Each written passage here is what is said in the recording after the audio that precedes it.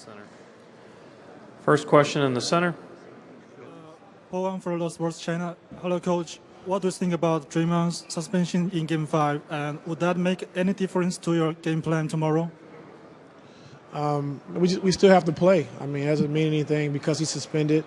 They still have a great team, and we got to come out and play basketball. We can't worry about the suspension. Next question over here on the right. Coach, Davide Chinella to NBA Italy. You got fined too. Any comment about that? I'm sorry, I couldn't. You got fined for what you said about the Raptors. No comment.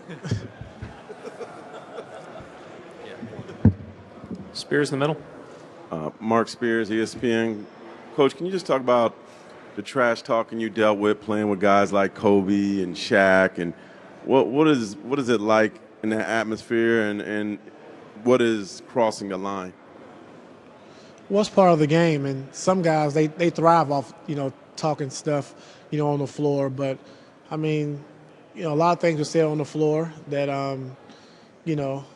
that are not right. But it's just part of the game, and I don't know what crossing the line is. I mean, but you just play the game. I mean, the trash talking happens, but if you're winning the game, you should talk trash. Do something about it. And it also, is this something you see lesser now during the game than say when you were playing, or is it still as strong as always? It's lesser now. Why? Just because of the different guys? Yeah, different guys, new rules, taunting rules and all that. So it's a lot different nowadays. Joe in the third row. Joe Varden, Cleveland.com. Ty, the first part of the whole LeBron-Draymond thing was LeBron stepping over him. And that's being compared to, obviously, what happened with you in the 2001 finals. Do you remember how you felt when that happened to you? And, I mean, can you compare it at all to how Draymond reacted the way he did? Well, with me, I just played good defense, contested the shot, and I turned around and looked at the shot, and he made it, and I failed. He stepped over top of me. I didn't make a big deal of it, and after the game, of course, it was a big deal, and everybody talked about it. But at the end of the day, we won, so that's all that matters to me. Chris, right here in the front. Chris Parker, Cleveland Scene.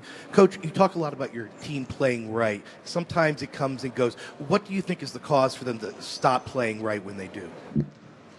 Well, the way they play defense, when they switch in 1 through 5, and you try to take advantage of mismatches, and we don't make quick decisions. That's when we kind of get in trouble. We got to make quick decisions versus the switching and versus the mismatches, and then play from there. And once we do that, we got to make the right play coming out of the double teams. Is that also about just being aggressive with the ball?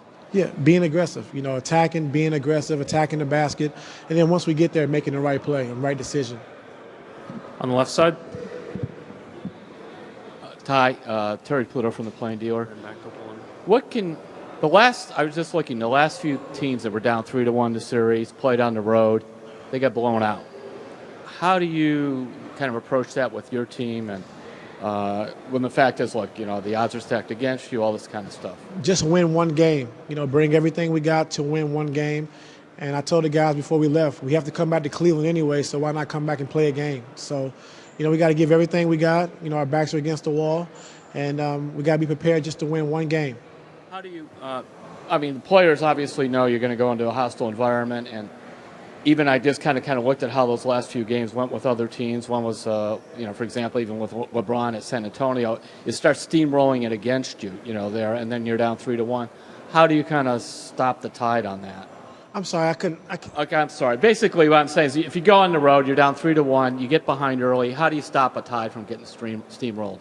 Got to call every timeout you got, just to, every time they go on a 5 or 4 or 5 point, run without us scoring, I try to call a timeout and just try to, stop their runs early as possible, because we know they can go on large runs. So, just got to try to stop the runs as best as possible. Try to get a basket coming out of timeout or get to the free throw line. Dave here on the right. Dave McBenman, ESPN. Tyronn, how does Draymond Green's suspension impact your starting lineup and your rotation for Game 5? It doesn't impact our starting lineup, but he brings a toughness to their team. We know that. He's the heart and soul of their team, but we still got to play. His suspension doesn't, make us win the game. We got to go out and win the game and take the game. So, You know, it's a big suspension on their end, but we still got to play. So are you saying you're going to stick with the same lineup you used games 3 and 4 to start? I don't know yet. I'm just saying it does have an impact one way or another. Any other questions for Coach? All right, thank you.